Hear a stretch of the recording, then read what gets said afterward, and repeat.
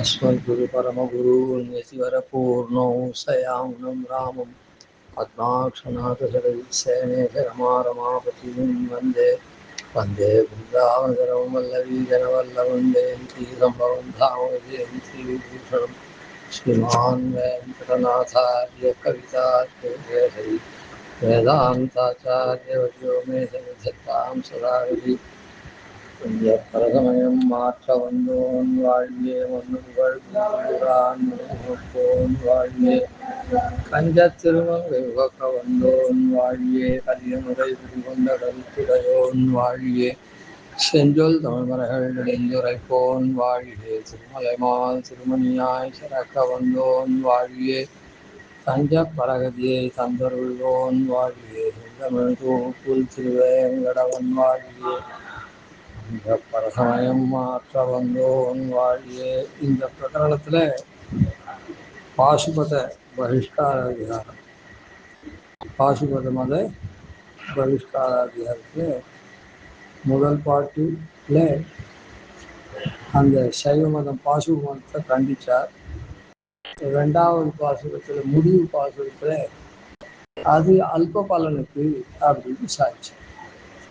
அது தவிர இன்னொரு பாசுரம் அதில் சாய்க்கிறார். பொதுவாக எல்லாத்துலேயும் ஆரம்ப பாசுரம் முடிவு பாசுரம் மாத்திரம் இருக்கும். இதில் ஒரு பாசுரம் அந்த பாசுபத மதம் பசுபதியினால பிரவர்த்திக்கப்பட்டதுனால பசுபதி சாதாரண ஒரு ஆகார விசேஷத்தில் எம்பெருமான் தான் பரதத்துவம் அவர்தான் சேவிக்கணும்னு எல்லாம் உபதேசம் பண்ணாலே அந்த ஏற்றத்தை கருதியும் இவாள் சாபம் கௌதம சாபத்தினால பீடிக்கப்பட்டவாளுக்காக இந்த வஞ்சனையா ஒரு மதத்தை கல்பிச்சத்தினாலையும் அவளுக்கு அந்த மதத்தை மற்றவா தொடர்ந்து அழிந்து போகக்கூடாது அப்படின்றதுக்காக அவள் உயும் வகையை காட்டுறார். மற்றவாளுக்கும் உயும் வகையை தான் காட்டுறார். மாற்ற வந்தோம் வாழ்வியன்றதுதான் அந்த மதங்களில் இருக்கக்கூடிய குறைகளை சொல்லி இது பற்றி நேர்வழி காண்கிறார். இந்த இடத்துல ஸ்பஷ்டமாகவே அதை காண்பிக்கிறார். கந்த மலர் மகள் மின்னும் காரார் மேனி கருணமுகில் கண்ட கண்கள் மயிலாயால் அந்தமில் பேரின்பத்தில் அடியரோடு அடிமை என்னும் பேரமுதம் அருந்தி வாழ தந்தமதி இழந்தரனார் சமயம் பூக்கு தழல் வழி போய் தடுமாறி தளர்ந்து வீழ்ந்தீர் சந்தநிதி நேரறிவார் சரணம் சேர்ந்து சங்கேத தவமுதீர் தவிர்ந்தே. கந்த மலர் மகள் மின்னும். கந்தம்னா வாசனை, மனம். மனமுள்ள மலர்ல தாமரை மலர்ல அவதரிக்கிறதுனால கந்த மலர் அப்படின்னு. ஏன்னா தாமரை மலர் அது இதுன்னு சொல்லாம ஏன் இங்க சொன்னார்னா கந்தம்ன்றது ரொம்ப தூரத்துக்கு வாசனை வரும். புஷ்பம் ஒரு இடத்துல இருந்தா கூட அதனுடைய கந்தம், புஷ்பம் இல்லை எந்த வஸ்துடைய வாசனையும் ரொம்ப தூரத்துக்கு பரவி அவர்களை தன் பக்கம் இழுக்கும்னா இந்த இடத்துல தான் இருக்கிறத அறிவிச்சு அதை அபேட்சிக்கிறவாளை நாடும்படி பண்ணும். அதனால பிராட்டி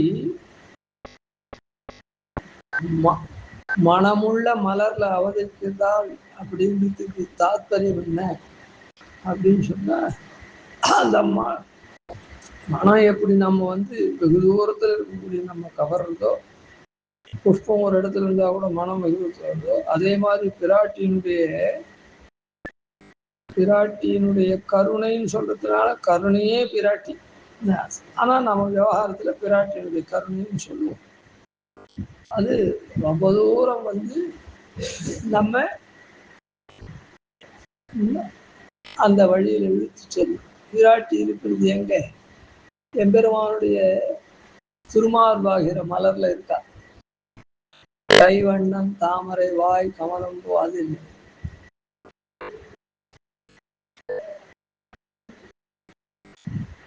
கருமாணிக்க மலைமேல் மணித்தடம் தாமரை காடுகள் போல் திருமார்பு. திருமால் பெரிய மணித்தடத்துல இருக்கா, மணித்தடம் காடு போல பெருமாள் பச்சை சேர்ந்தா, அதுல அங்கங்க தாமரை பூத்தா மாதிரி இருக்குது அப்படின்னு சாய்க்கிறது. கருமாணிக்க மலைமேல் மணித்தடம் தாமரை காடுகள் போல் பெரிய பெருமாள் கருமாணிக்க மலை போல இருக்கா, அதுல தாமரை காடு திருமார்பு. முதல்ல எது திருமார்பு பிரதேசம் தாமரை போல இருக்குது, அப்புறம் திருமார்பு வாய்கண் காலுடை அதெல்லாம் சாமி. அந்த திருமார்பு தாமரையில தான் பெருமாள் வந்து திராட்டி வந்து வீற்றிருக்கார். அந்த அப்படி வீற்றிருந்து நம்ம எல்லாம் என்ன பண்றோம்னா, தன்னுடைய கருணையினால எம்பெருமானிடத்துல தன்னுடைய கருணையினால் ஈர்த்து எம்பெருமானோட சேர்த்து வைக்கிறார். தான் எங்க இருக்காளோ எம்பெருமானுடைய திருமார்புல, அது மாதிரி மணிவர யுவசௌரே திருவுடன் வந்த செல்மணி போல் அப்படின்ற ரீதியில நம்ம அந்த திருமார்புல நம்மையும் சேர்த்து வைக்கிறான். தான் எப்படி திருமார்புல இருக்காளோ அது போல. அதுக்குதான் பொதுவுல பெருமாள் பாஸ்கரனா இருக்கான், இவ பிரபையா இருக்கான்னு சொல்லி. பாஸ்கரன் சூரியன் ஒரு இடத்துல தான் இருப்பான், அதனுடைய ஒளி கற்றை தான் இங்க நம்ம வரையில் வந்து பலன் பெற செய்யுது. அது போல பெருமாள் இடத்துல இருக்கக்கூடிய திருமார்பில் இருக்கக்கூடிய தாயார் நம்ம வரையில் வந்து நம்மளாம் அவருடைய அனுகிரகத்தினால ஸ்ரீயத்தே ஷயத்தே சுணோதி ஷாவியதி ஸ்ருணாதி ஸ்ரீநாத்தின்னு 6 குணங்கள் கொண்டவளா நம்ம பெருமாள் இடத்துல இழுத்து சென்று அவனுடைய திருமார்புல ஹிருதயங்கமா சேர்த்துக்கிறான். கௌஸ்துவஸ்தானே நானும். அதனால இந்த இடத்துல கந்த மலர் மகள் இன்னும், அந்த கந்த மலர் மகள் அப்படின்னு சாய்க்கிறது. மனமுள்ள மலர்ல அவதரித்த பிராட்டி அவ எப்படி இருக்கா,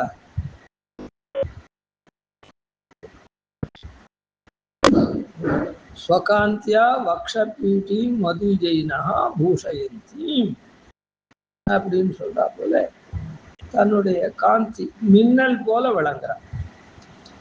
கந்த மலர் மகள் மின்னும், பிராட்டி மின்னல் போல பிரகாசிக்கிறார். மின்னல் வந்ததுன்னா அப்படியே எல்லா இடமும் ஒரே ஒளியா இருக்கு. அது போல பிராட்டி எல்லாருக்கும் தெரிகிற மாதிரி, பிராட்டி எல்லாருக்கும் தெரிகிற மாதிரி அப்படி ஒளி வீசுறாரு. எங்கேயோ இருக்கா அப்படின்னு மனம் வரா போல மனம் வந்தார். பிராட்டி இருக்கிற இடம் எங்கன்றது மின்னல் போல தான். கந்த மலர் மகள் மின்னும் காரார் மேனி, காரார் மேனி எம்பெருமானுடைய திருமேனியில இப்படி பிராட்டி இருக்கிறார். பிராட்டி மனமுள்ள பிராட்டி மின்னல் போல விளங்கக்கூடிய இடம் எது, காரார் மேனி எம்பெருமானுடைய திருமேனி. அதனாலதான் ஏழார் கூட முதல்ல அந்த மின்னல் போல ஒளி வீசுறாளே திருக்கண்டேன் அப்படின்னு சொன்னாங்க. அது எங்க கண்டேன், பொன்மேனி கண்டேன். அதை எங்க கண்டார்னா பொன்மேனியில கண்டார், எம்பெருமானுடைய திருமேனியில கண்டார். கந்த மலர் மகள் மின்னும் காரார் மேனி, அந்த திருமேனியை உடைய, அந்த திருமேனி எப்படிப்பட்டவன் அவன், திருமேனின்னா திருமேனியை உடையவன் எப்படிப்பட்டவன், கருணமுகில். அவன் வந்து கருணமுகில், கருணையாகிற நீரை பொழியக்கூடிய முகில். முகில்ன்றது நீரை பொழியும், அவன் கருணையாகிற நீரை பொழிகிறான். அப்படிப்பட்டவன் யாரு, பரமபதனார். பரமபதத்துல பெருமாள் வீற்றிருக்கான். பரமம் யோம பாஸ்கரஹா ஜெயத்யா சித்த சம்பிராசத்வாப்த வித்வம் சமோதயா பிரபாவான் சீதையா தேவியா பரமம் யோகாஸ். தேவியான சீதைய பிரபையா கொண்டிருக்கான், அதான் கிரணம். அவன் பாஸ்கரன், சூரியன். எங்க இருக்கான்? பரமம் யோம பாஸ்கரா, பரமபதத்தில் இருக்கிறது சூரியன் அப்படின்னு அங்க சொல்லிருக்கா போல.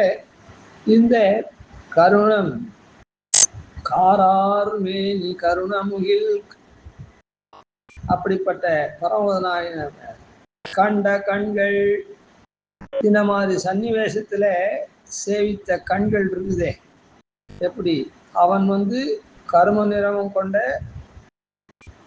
திருமேனியில உடையவனா, கருணமுகில் பொழியக்கூடியவனா இருக்கா. அவனுடைய திருமார்புல மனம் வீசக்கூடிய பிராட்டி மின்னல் போல ஒளிர்றான். அப்படி இருக்கக்கூடிய சன்னிவேசத்தை கண்ட கண்கள் பிராட்டி மனம் வீசத்தினால என்னன்னா, தான் எப்படி மனமுள்ள புஷ்பத்தை சூடிண்டா அவளிடத்துல மனம் வீசல், அந்த புஷ்பத்தை அப்புறம் களைஞ்சுட்டா கூட அந்த மனம் வீசும், அவளை மனம் அப்படியே சூழ்ந்து. அது போல பிராட்டி நமக்கெல்லாம் மனத்தை தர திருமார்புரை ஏற்றி கண்ட கண்கள். அப்படி சேவித்த கண்கள் என்ன பண்றது அப்படின்னா, மயிலாயாகும், மயிலை போல ஆடும். இதுவரையில் நாம இந்த மாதிரி வசதியான வஸ்துவை சேவிச்சதே கிடையாது. அங்க போனாதான், அங்க போறவர்களுக்கு தான் அந்த மாதிரி சேவை கிடைக்கும். பரமபதநாதன் திருமார்புல பிராட்டி மின்னல் போல ஒளி வீசி நமக்கு மனத்தெல்லாம் தரக்கூடியவளா, மனம் வீசக்கூடியவளா இருக்கா. இப்படிப்பட்ட சன்னிவேசத்தை எப்படி இந்த வானத்துல வானவில்லாம் தோன்றது எதுவா பிரகாசிக்கிறதோ அது போல பிராட்டி மயில் எப்படி அப்படின்னு சொன்னா,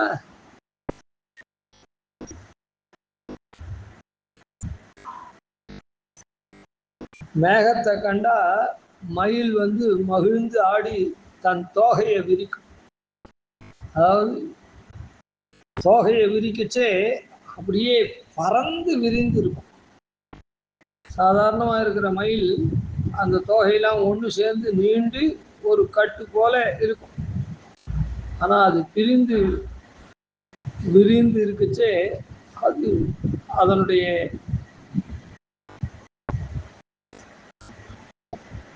தன்மை இருக்குதே, அந்த ஆனந்தத்தினுடைய இதை எல்லையில்லாத ஆனந்தம் கொள்றத அது காண்பிக்குது. அப்படியே பிரிந்து மயில் படத்திலே பார்த்துக்கலாம், நேர் மயிலை பார்க்கலன்னா கூட அது மயில் அப்படி பிரிந்து விரிந்து. அது போல இந்த சம்சாரத்தில் இருக்கக்கூடிய பத்த ஜீவன் அங்க போய் பெருமாளை சேவிச்சான்னா, அதான் முக்தர்களும் நித்தியர்களும் அங்க சேவிக்கிறவா எப்படி சேவிக்கிறான்னா, மயிலை போல, தோகையை விரித்த மயில் போல ஆனந்தம்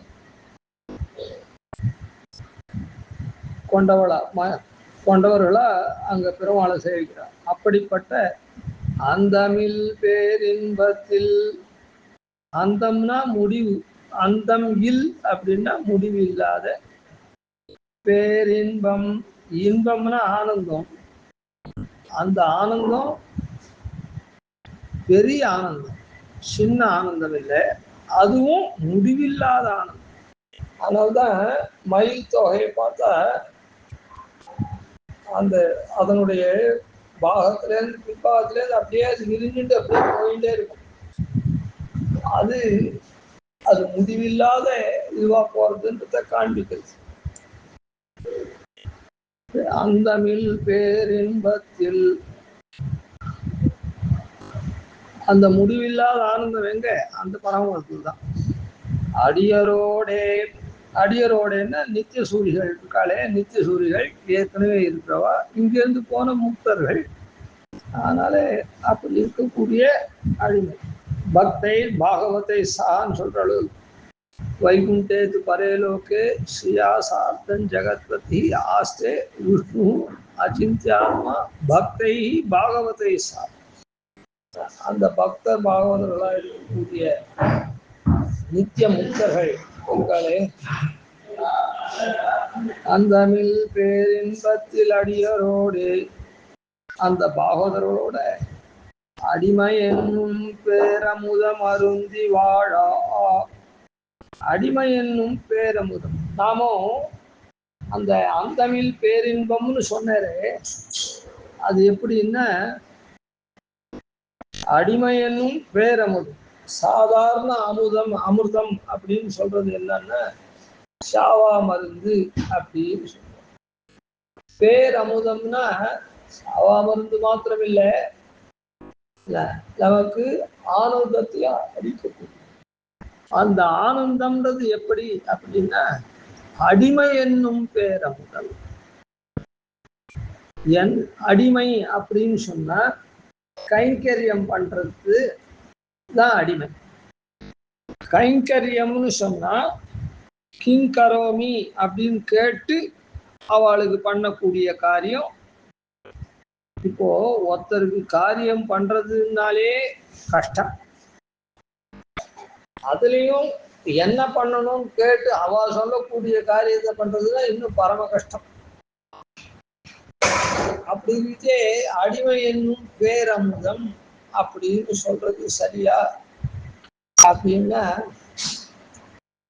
சர்வம் பரவசம் துக்கம்னு வேற சாஸ்திரங்கள்லாம் சொல்றது.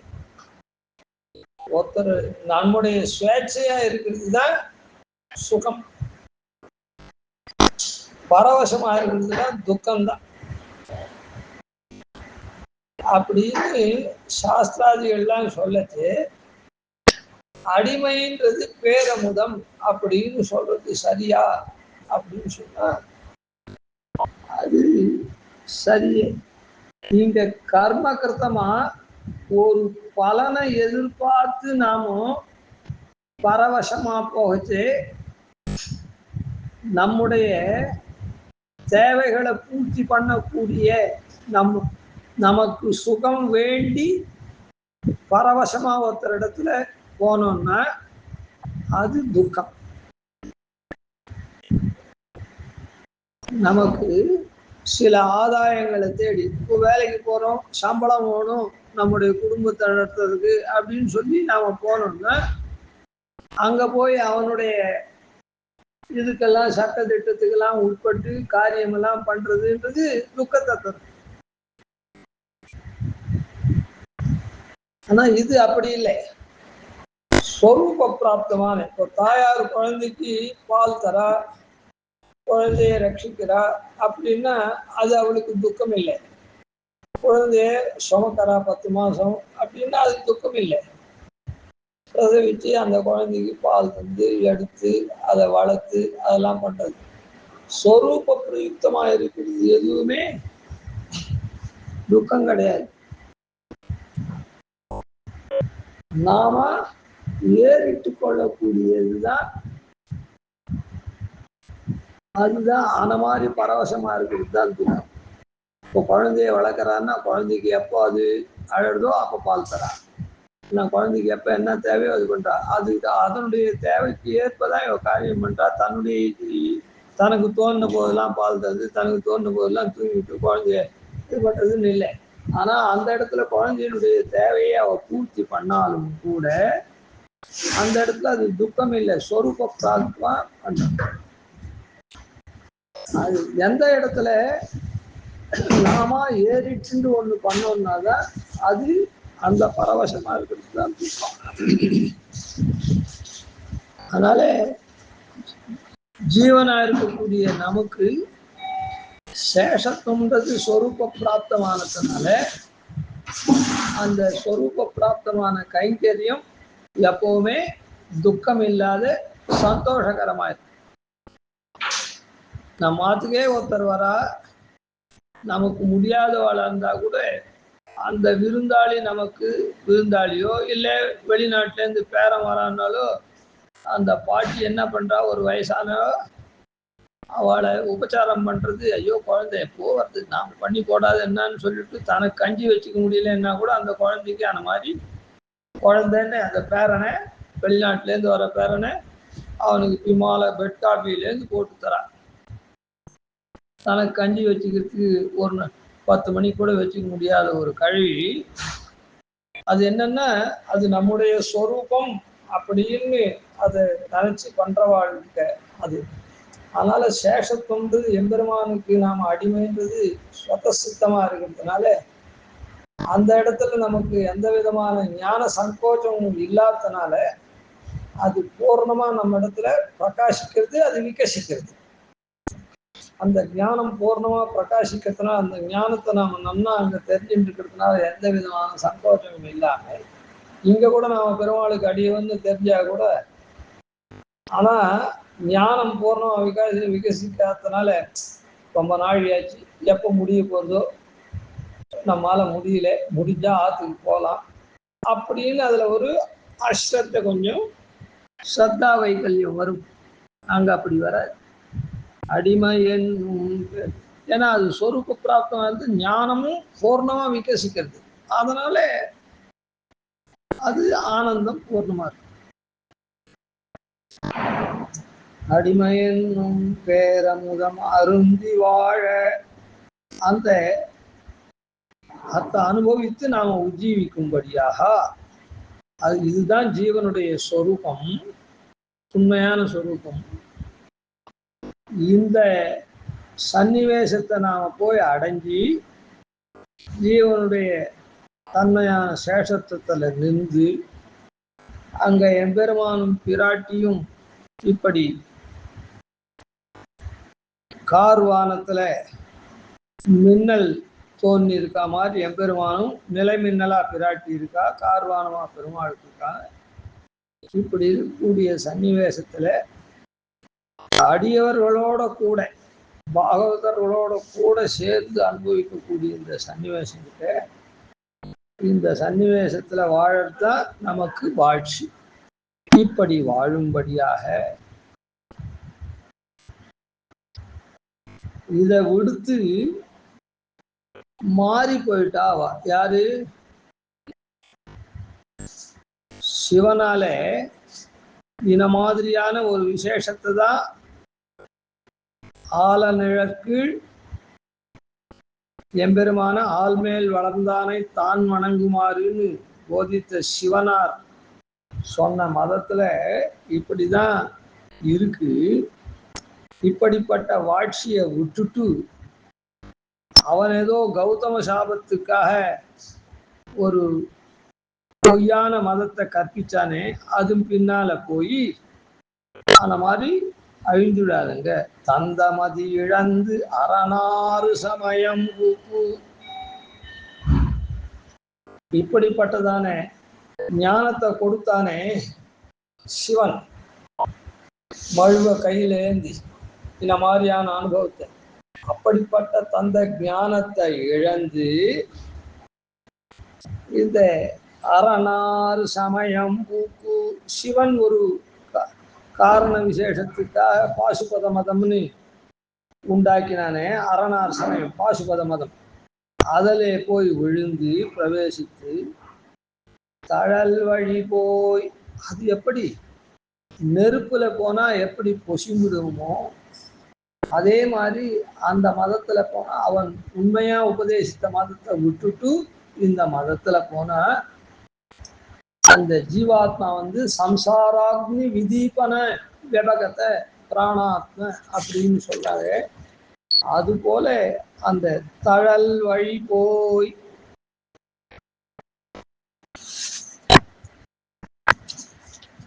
தழல்னா அக்னி, அந்த அக்னியை போல பொசுக்கக்கூடிய வழியில சென்று தடுமாறி, நம்ம சுட்டுதுன்னா நம்ம நேர் வழியில போக முடியுமா? அதனால வழி மாறிடும். தடுமாறி, தடுமாறுறது மாத்திரம் இல்லை, தளர்ந்து விழுந்து, அப்படியே தளர்ந்து விழுந்தவர்களே, அந்த பாசுபதமத்தை கை கொண்டவர்களே அப்படின்னு சொல்லி அதனால சந்தனரி நேரறிவார். இப்போ நீங்க ஒரு மதத்தை சிவன் பிரவர்த்தித்தான்றத கொண்டு இது பண்றீங்களே, இப்ப நீங்க என்ன பண்ணணும்? வேத மார்க்கத்தை பின்பற்றணும். இந்த கந்த மலர் மகள் என்னும் அடிமை என்னும் பேரமுதும் அருந்தி வாழறதுக்கு இப்போ வேத மார்க்கத்தை பின்பற்றி அதுல சொல்லப்பட்ட சரணாகதியை பண்ணி நீங்கள்லாம் உய்யணும். அதுக்குதான் இப்ப சாய்க்கிறார், சந்தனரி நேரறிவாறு சரணம் சேர்ந்து. இப்போ ஆலநழுக்கு ஆள்மேல் வளர்ந்தானைத்தான் வணங்குமாறுன்னு சொன்னார சிவனார். அப்போ அந்த மாதிரி பண்ணணும்னா, அந்த மாதிரியான ஒரு தசையை நீங்க அடையணும்னா என்ன பண்ணணும்? ஒரு நல்ல ஆச்சாரியனை போய் அடையணும். அந்த ஆச்சாரியனுடைய தன்மை என்ன? சித்தம் சத் சம்பிரதாயே ஸ்திரதிய மனகம் விஸ்ரோத்ரியம் அப்படின்னு தான் சொன்னார. அது போல சந்தனரி நேரறிவார். சந்தனரி சந்த மார்க்கம். சந்த மார்க்கம்னா என்ன? சந்தஸ்லாம் கூடினது வேதம். அதனால அந்த சந்தஸ் நெறி, அந்த வேத மார்க்கத்தை, வேதாந்த மார்க்கத்தை நேரறிவார். அந்த வேதாந்த மார்க்கத்துல நேர்மையா அறியணும். அதையே கோணலா குயுக்தினாலெல்லாம் அறிஞ்சவாள்லாம் இருக்காளே, அவளெல்லாம் காரியமாகாது. அதனால நேரறிவார், அதை நேர்மையாக அறிந்த ஆச்சாரியர்கள் இருக்காளே, அவளுடைய சரணம் சேர்ந்து, அதான் சித்தம் சத் சம்பிரதாயம் தேசிகம் பூஷ்ணுரிப்சேத் அப்படின்னு முடிக்கிறது. அந்த ரீதியிலே அவளுடைய சரணம் திருவடி இருக்குதே, சரணம் சேர்ந்து திருவடிகளை சேர்ந்து சங்கேதத்து அவம் ஒரு பாசுபத மத கட்டுப்பாடு இதுதான் சொல்லியிருக்கார் அப்படின்னு முத்ரிகா ஷட்டம், பஸ்மதாரணம், சுராகும்பஸ்தாபனம், அப்புறம் இப்படி சில இதெல்லாம் இருக்கு. இதெல்லாம் விடுத்து, அந்த கட்டுப்பாடெல்லாம் விடுத்து சங்கேதத்து அவம், அந்த கட்டுப்பாட்டினுடைய அது எதுலையுமே ஒரு கட்டுப்பாடா இருக்கணும்னு சொல்றது ஒரு விதம். அந்த கட்டுப்பாடு தப்பான வழியில் இருந்ததுன்னா அது தோஷம். நேர் வழியில் இருக்கிறது கட்டுப்பாடா இருக்கணும், இல்லைன்னு சொல்ல. ஆனா இது என்ன, ஒரு சங்கேதம் பண்ணிட்டு கட்டுப்பாடா இருக்குதே, அத அந்த குற்றங்களை முனிவீர் அதை வெறுத்து வெறுப்பவர்களாகி தவிர்மினீரே சங்கேதத்து அவம் முனிவீர் தவிர்மினீரே. ஆனால் நீங்க அந்த மத கொள்கையை ஒழித்துட்டு நல்ல ஆச்சாரியாலை அடைந்து இப்படி அடிமை என்னும் பேரமதும் அருந்தி வாழ வேண்டும். அப்படி இது பர்யந்தம் முதல்ல 4 அதிகாரங்கள், கடைசியில ஒரு 4 அதிகாரங்கள், நடுவுல 16 அதிகாரம். முதல் 4 அதிகாரம் உபோத்காதம் போல ஒன்றும், அதுக்கப்புறம் சித்து அச்சித்து ஜீவ தத்துவாதிகாரம், அச்சித் தத்துவாதிகாரம், பர தத்துவாதிகாரம், அந்த 4 நம்முடைய மதத்தை சொல்றது. இதுக்கு மேலே அதுக்கப்புறம் 16 இதுல 16 மதங்களை சமுதாயமா ஒன்று கண்டிச்சார். அப்புறம் லோகாயுத மதம், அப்புறம் பௌத்த மதம் 4, அதுக்கப்புறம் பௌத்தனோட சேர்ந்த பிரச்சன்ன பௌத்தன், அப்புறம் ஜெயின மதம், அதுக்கப்புறம் அந்த அத்வைத மதத்தை சாயக்கூடிய பாஸ்கர யாதவ மதங்கள், பாஸ்கர வைஷ்ணவம், அப்புறம் வையாகரண, அதுக்கப்புறம் வைபாஷிக மத பங்கம், கௌதம மத நியாய விஸ்தர அதை சரி பண்ணக்கூடியதான ஒரு அதிகாரம், அப்புறம் மீமாம்ச மதம், நிரீஸ்வர சாங்கியன், யோக மதம், பாசுபத மதம், இப்படின்னு பிற மதங்களை வஞ்ச பரசமயம் மாற்ற வந்தோன்ற ரீதியில் 16 மதங்களை கண்டிச்சார். இதுக்கப்புறம் முடிவிலையும் 4 அதிகாரங்கள் சாய்க்கிறார். பாஞ்சராத்திரம்னு ஒரு சாஸ்திரம், பகவானால சொல்லப்பட்ட சாஸ்திரம். அந்த பாஞ்சராத்திர சாஸ்திரத்தையும் சூத்திரக்காரர் மற்ற மதங்களை கண்டிக்கிற பாதத்துல அதையும் கடைசியா சேர்த்திருக்கார்.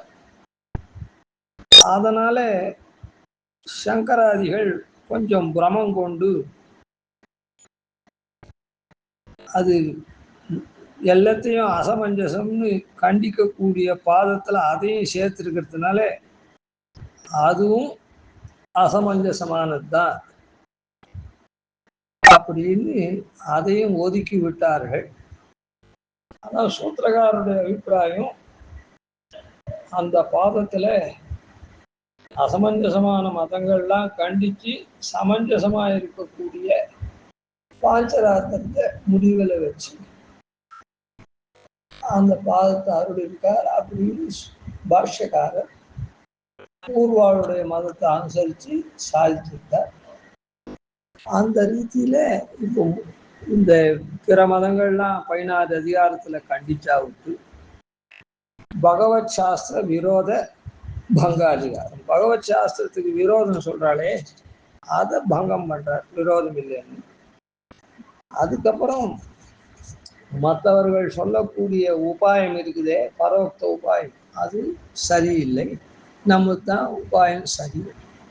அதே மாதிரி பரோக்த பிரயோஜனம், மற்றவாள்லாம் மோட்சம்ன்றது எது அப்படின்னு சொல்றாளே அது சரியில்லை அப்படின்னு பரோக்த பல பங்காதிகாரம், பிரயோஜன பங்காதிகாரம், அதுக்கப்புறம் நிகமனாதிகாரம் அப்படின்னு 4. இந்த வஞ்சப்பர சமயம் மாற்ற வந்தோன்றதுல இந்த நடுவில் இருக்கிற 16 இதர மத கண்டன அதிகாரங்களை சேவிச்சோம். மேல் கொண்டு மண்ணு புகழ் பூதூரான் மனமுகப்போன் வாழியே அப்படின்றதுல இதெல்லாம் ஸ்ரீபாஷ்யக்காரரால தான் இந்த சித்தாந்தம் பூர்வத்துல எல்லாரும் பண்ணியிருந்தாலும் கூட திராத்தம் சம்யக் யதீந்திரைஹி அப்படின்னு சொல்லப்பட்ட படிக்கு யதீந்திரால தான் இந்த மாதிரி ஸ்தாபிக்கப்பட்டு ராமானுஜ சித்தாந்தம் அப்படின்னு இந்த விசிஷ்டாத்வைத சித்தாந்தத்துக்கு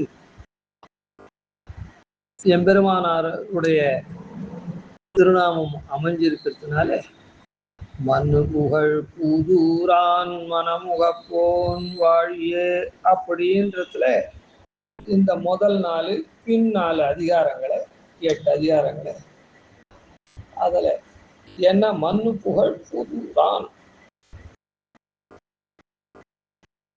திருடமான புகழ உடைய பெரும்பூதி, அவருடைய மனம் உகக்கக்கூடியவரா இருக்கக்கூடிய சுவாமி தேசிகன் வாழிய. அதனால அதுக்கு எத்தனையோ இருக்குது.